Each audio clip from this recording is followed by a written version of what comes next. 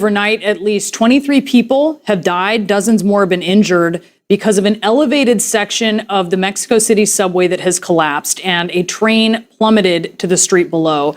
I want to bring in CNN's Matt Rivers, who is live there at the scene of this disaster, and that really is the word for it, Matt. Tell us how this happened.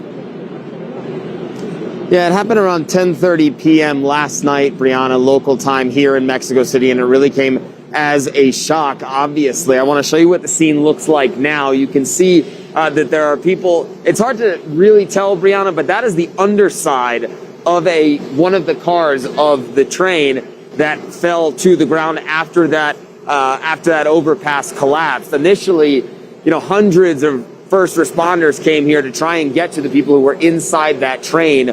Ultimately, 23 people so far have lost their lives. 65 people were transferred to the hospital. We're told no one is left trapped inside that debris there. So that is a good thing at this point.